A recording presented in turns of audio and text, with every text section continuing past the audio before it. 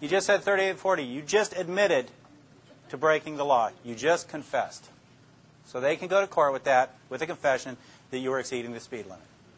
Okay, so you need to think about those things, and when you do become defense attorneys, which I may, who knows, you need to think about those things for your clients. The other thing you need to think about your clients, and this is going to seem very terse, people are stupid.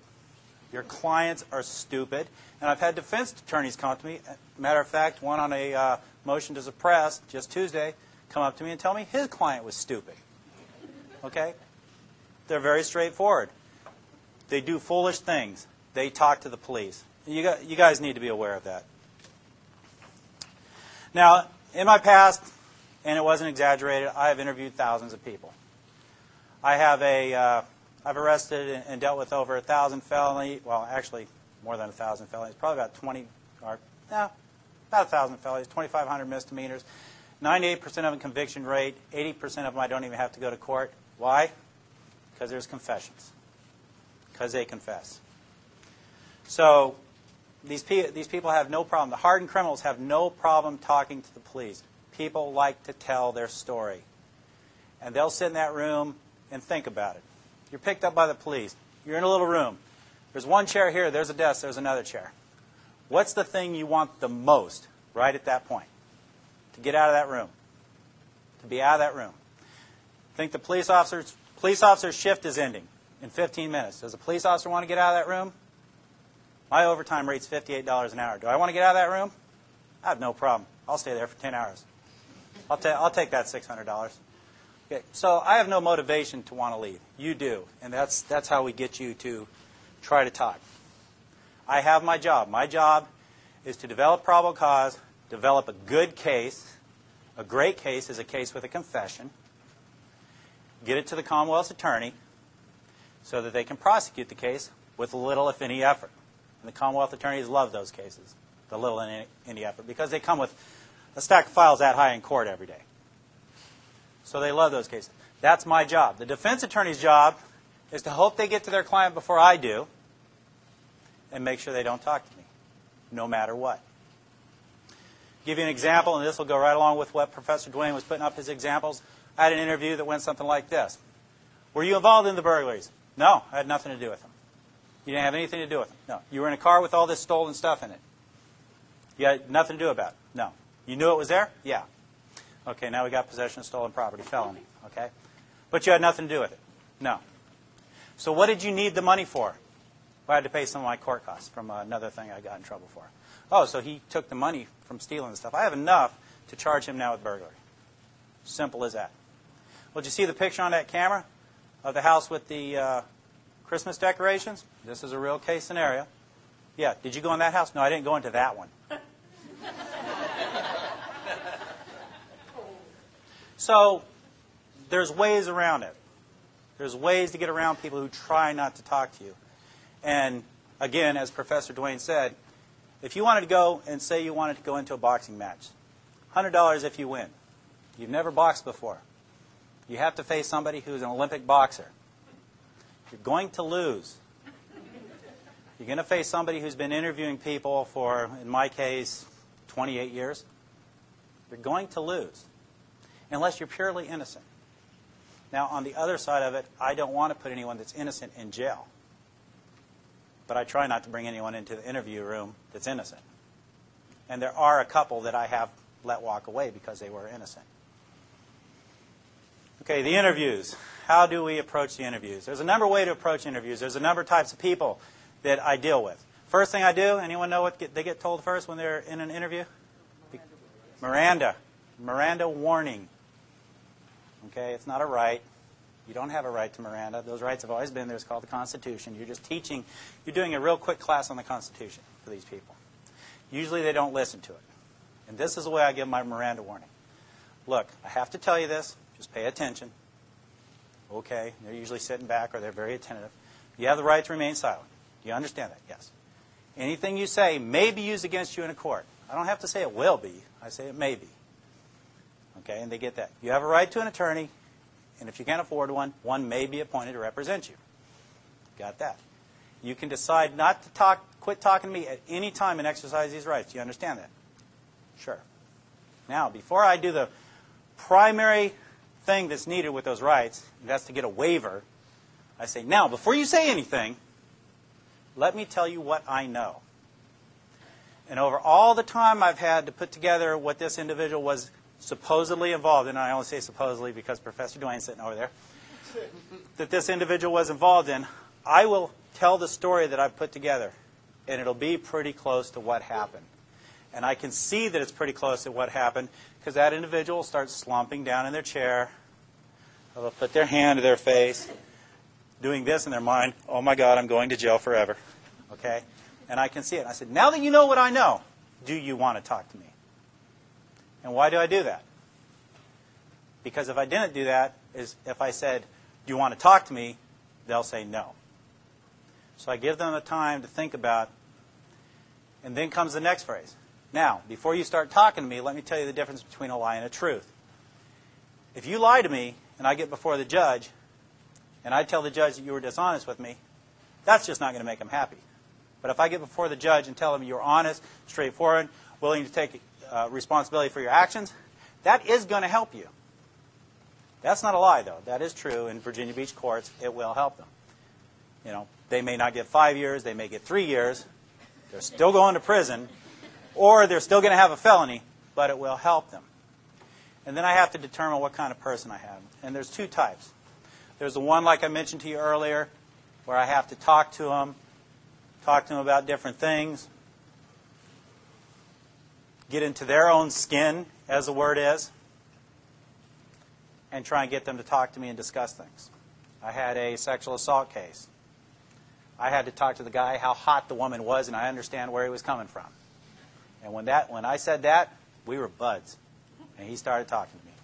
And he's still sitting in prison. Okay? So you've got to get in there and you've got to go places.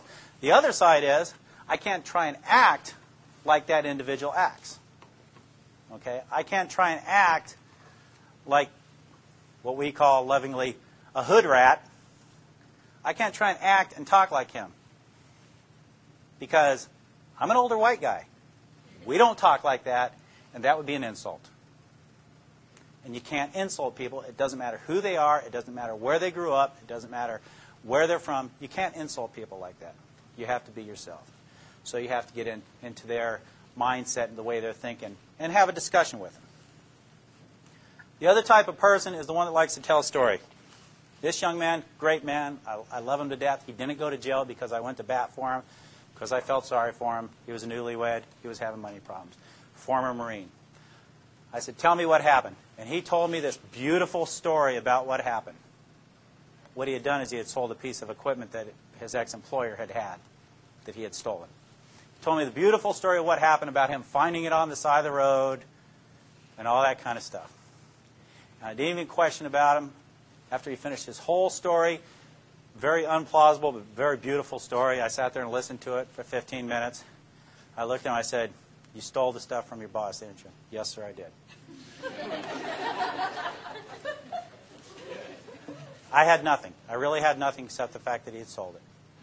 So there's those types of people. And then the third type, the one who tries to be the hood, who tries to be the criminal, who cries like a baby when they walk into jail, but when they're on the street, they're as tough as rocks. You go in there with your paperwork, you sit down, and you just start doing paperwork. And usually I have a videotape sitting on top of it, just for measure, so they think I have a videotape. And you just sit there. Don't tell them Miranda. Just sit there and wait for them to start talking. Because they will. They want to talk. People want to communicate. They hate silence. That's why when people speak, you hear, when they're talking, because they need to fill that void with something. People hate silence. So that's the other one. A couple tricks of the trade, and I'll share this with you for when you may go in an interview room. If you're going to be attorneys, it could happen. Videotapes are wonderful things. I use a tape recorder. How many of you think if you saw a tape recorder, that would make you not want to talk? Yeah. They talk, and this is how I do it. I bring the tape recorder and say, look, I'm going to use this recorder because my writing's terrible. I can't read it if I write it down, so I'm going to use this. Is that all right with you? Don't have to ask them that. Is that all right? Yeah, no problem. So I turn it on. And they watch the tape recorder. And if I have a problem with the interview, I'll say, I want to talk to you for a second, just off the record. Everyone here off the record? It's like a unicorn. No such thing. I pick up the tape recorder. If I borrow this, I pick up the tape recorder and I go click and turn it off and set it right in front of them. And they look at the tape to make sure it's not turning. Interview rooms have microphones in them and video cameras, and everything that happens in there is recorded. My tape means nothing because I'm recording it anyways. And then I start talking to them quietly, and they start telling me stuff. And they do something like that, except it's crying. It's more crying. So that's another way. So you see how there's an unlevel playing field here. Even with the most educated individual, there's an unlevel playing field. If you talk to the police, everything's going to be written down. If you get pulled over for a ticket, they give you the ticket, and you pull off. Do you ever see the cop pull off right after you? Usually not. That's because on the back of their ticket, they're writing down everything you said. And it's going to come into court if you go to court. Everything that's said, I write down. Every phone call I make has to have a listening device on it. Is that illegal? How many parties need to know that a phone conversation in Virginia is being recorded? One. Me. I knew it was recorded. I get many, many confessions over the phone.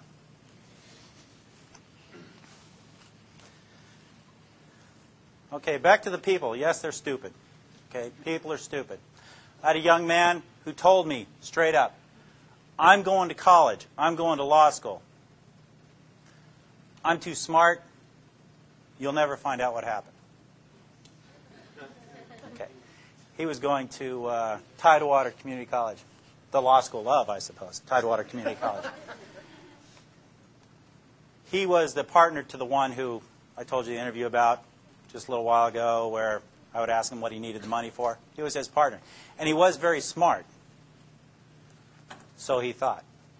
He thought he was a very intelligent individual. I ended up arresting him 5 times out of his house. His mother hated me. She liked me the first time. She apologized. She didn't really like me much the second time. It got to the point where she really hated me after that. He's doing 8 years upstate. He's very smart because he decided to tell me how smart he was. And in telling me how smart he was, he let it slip that he doesn't sell stolen stuff to pawn shops. He sells it to flea markets because they do not have to report to the state. I know how to drive to a flea market just as good as anyone else and go look for stuff that I'm looking for. So he was trying to impress me with his ability to be smarter than I was, and he confessed. So people are inherently stupid, especially criminals. Now, and don't get me wrong, there are some very intelligent criminals out there, and most of them work in really big office buildings and wear suits. Yep, she went to jail. Is she hurting? No. But there are some very intelligent street criminals out there as well that get other people to do their bidding and so forth and so on, and people are afraid to turn on them. But there are some very foolish people. Just a couple other things. I do a thing usually with younger people, usually between the age of, I try not to deal too much with juveniles, but between the age of 16 and 25, is once they've talked to me. Now, let's back up a little bit. You don't need a recording in court for a statement. As Professor Duane said, it's his word against my word if he was a defendant. Number one, and this is the way it works, and this is the way the real world works, in case you guys haven't been out there, that's outside the windows out there. The jury looks at a defendant sitting next to a defense attorney. That's strike one, because the jury is already looking at that as that being someone who did something that put them in that chair. Number two, they get a uniformed police officer up there. They get someone wearing a suit as a detective up there that is a professional witness. That's strike two. So now they have a professional witness against them. And then if they've confessed and that professional witness is going to sit there and read from his or her notes, the confession, that's strike three. Go get your orange jumpsuit. Do not pass go. Do not collect $200.